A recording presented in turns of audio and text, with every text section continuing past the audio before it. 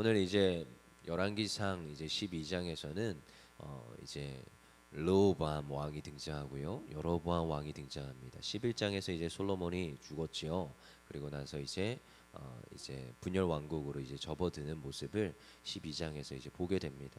여러분 이렇게 왕들의 역사를 보면서 여러분들은 무슨 생각을 합니까? 저는 이제 역사 옛날에 이제 사회 공부도 좋아했고 역사 공부도 좋아했습니다. 뭐 태정태대 문단세 뭐 이런 거 외우고 그러잖아요.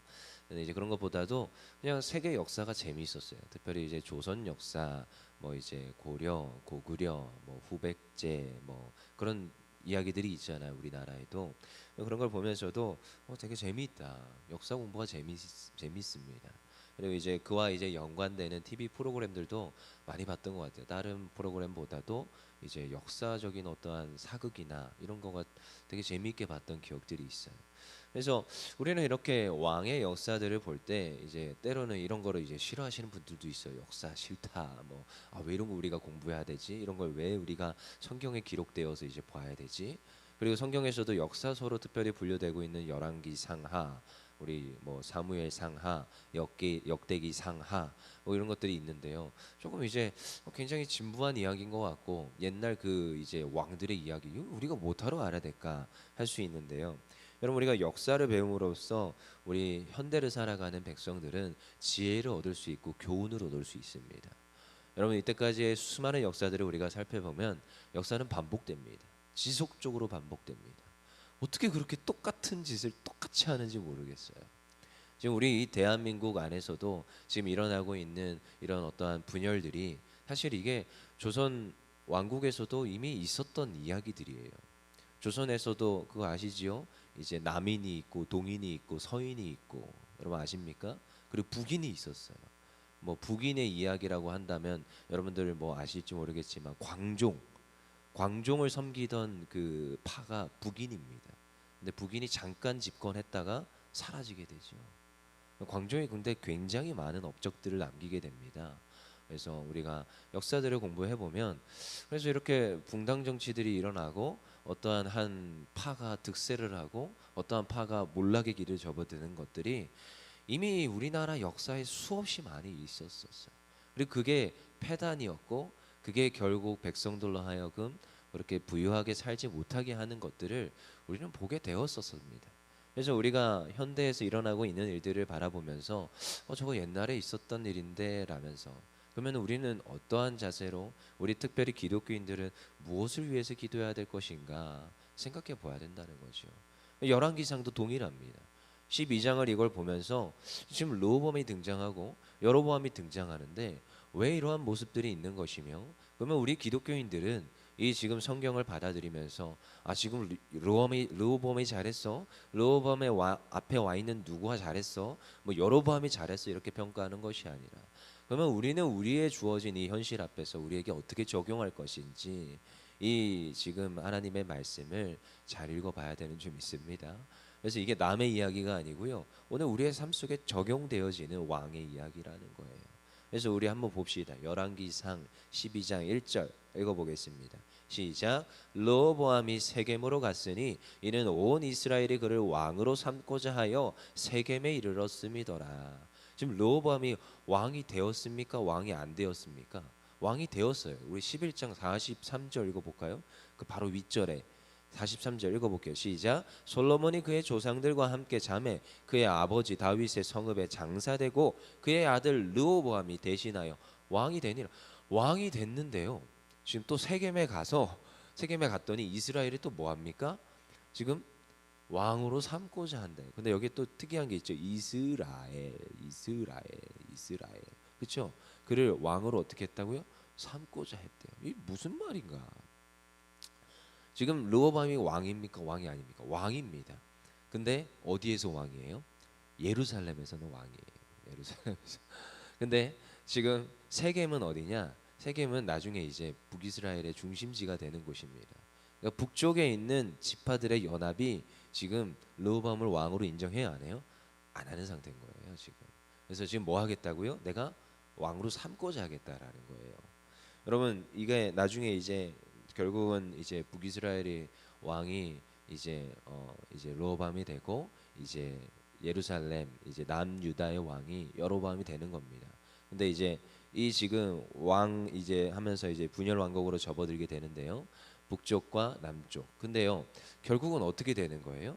지금 이제 세겜 중심으로 모여서 북이스라엘 그리고 이제 예루살렘 중심으로 모여서 남유다 이렇게 이제 분열 왕국으로 접어들게 되는 거죠. 되게 여기에서부터 이제 12장에서 출발하게 되는 거예요. 어떻게 했다고요? 내가 너를 왕으로 삼겠다, 삼겠다. 남유다는요 끝까지 지금 다윗의 족보의 그 아들로 끝까지 갑니다. 멸망 직전까지 지금.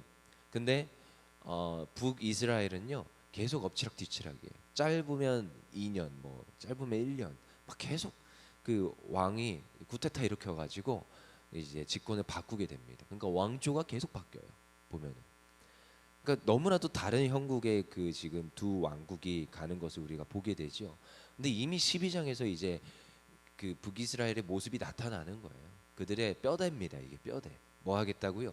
왕으로 삼고자 하여. 왕으로 삼고자 하여. 이게 그들의 본심이고 마음의 중심입니다. 내가 인정하면 왕이고요. 내가 인정을 안 하면 왕이 아니에요. 근데 남유다는요. 그냥 다윗의 족보의 자손이 오면 왕인 거예요. 이게 중심이 틀립니다. 다윗의 족보의 왕을 세우겠다고 하신 분이 누구예요? 하나님이세요. 그러니까 하나님의 말씀에 언약에 근거하여서 왕이 등극하는 것은 남유다입니다. 철저히 예루살렘이 그렇게 가요.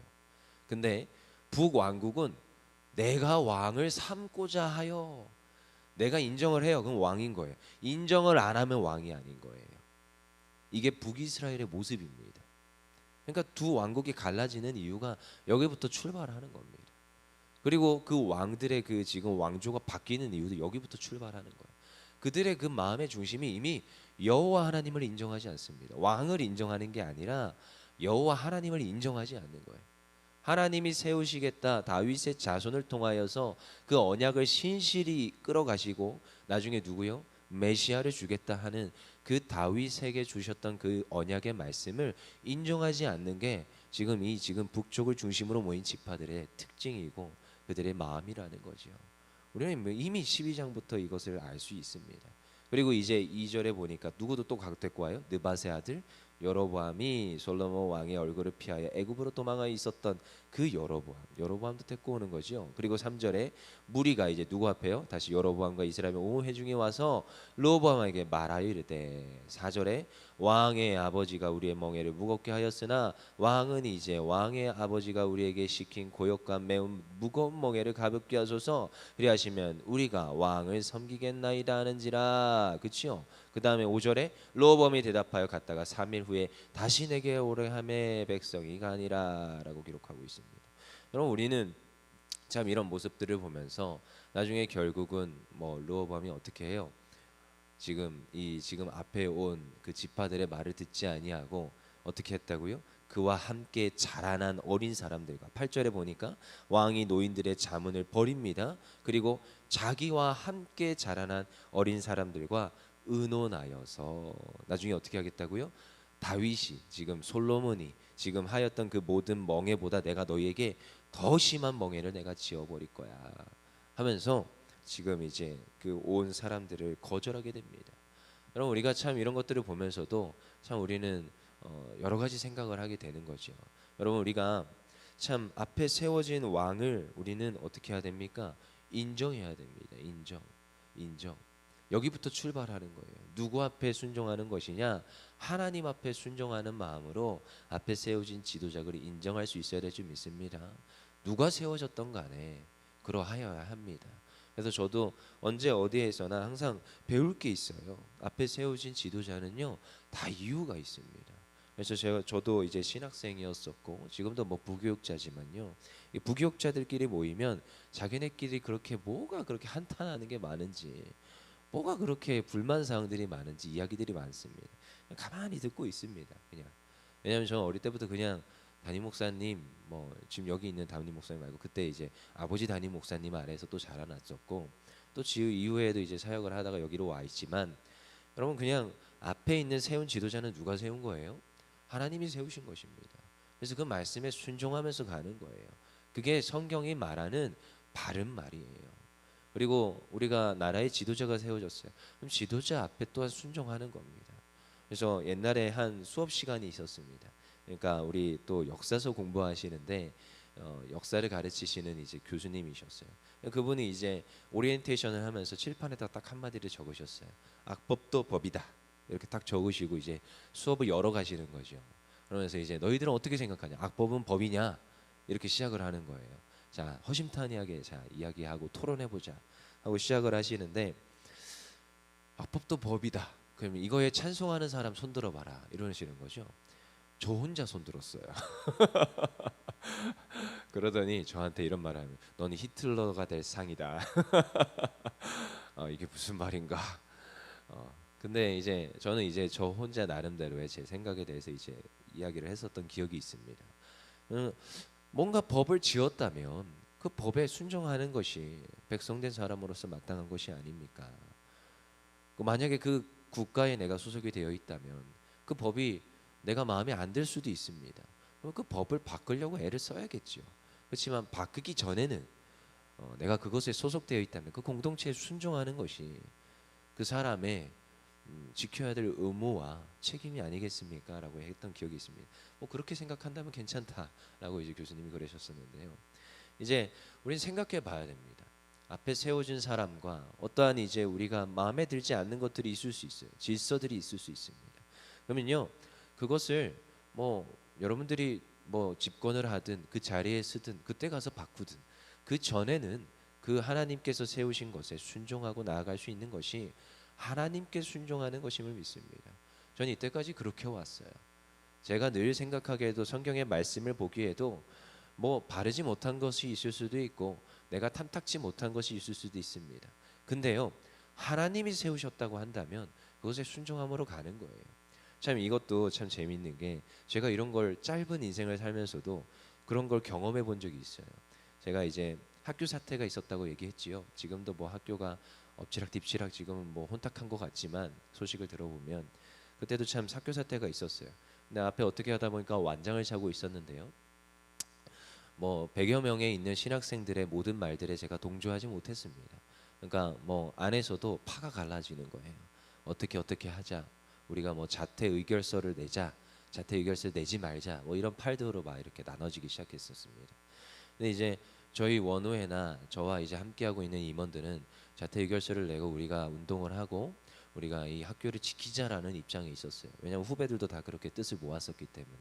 근데 이제 한쪽에서는 우리가 교회에서 성도들이 주는 그 등록금으로 교회를 열심히 다닌데 어떻게 이 교회를 등지고 자퇴 의결서를 낼 수 있느냐? 우리는 학교를 다니겠다, 수업을 듣겠다라고 하는 50%의 사람들이 있었습니다. 그 50%의 사람들이 주도를 하여서 이제 앞에 있는 임원들을 다 탄핵을 하자. 다시 우리가 새로운 임원들을 선출하여서 우리 이 일들을 끌고 가자. 뭐 이런 일들이 있었습니다. 그러니까 지금 제가 잠깐 동안 있는 그 완장 차고 있는 동안 제가 지금 무엇을 경험하게 생긴 거예요? 탄핵을 경험하게 생긴 겁니다. 가만히 있었어요.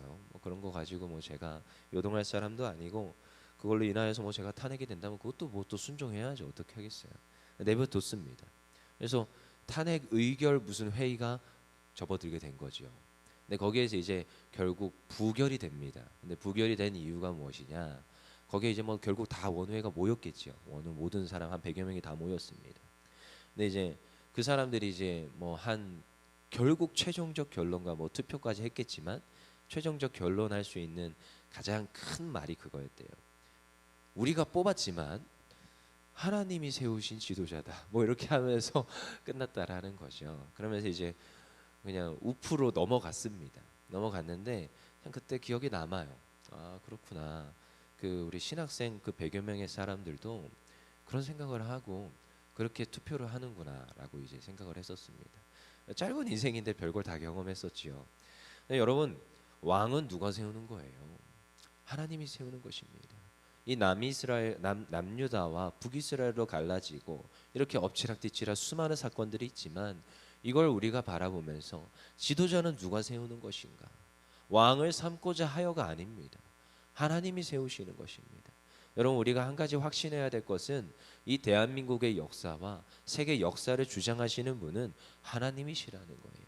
그것을 우리가 인정한다면 우리는 요동하지 않습니다. 어떠한 현상 앞에서 우리는 그 현상을 놓고 비판하거나 비난하지 않습니다. 무엇이에요? 이것도 우리가 마땅히 순종함으로 내 위치에서 해야 될 일은 순종함으로 기도하며 나에게 맡긴 것들에 충성하는 거예요.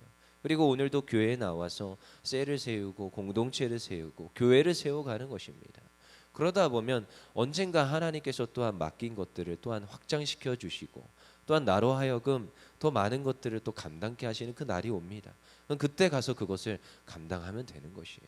그리고 나에게 주어진 것들에 순종함으로 기도하면 되는 줄 믿습니다.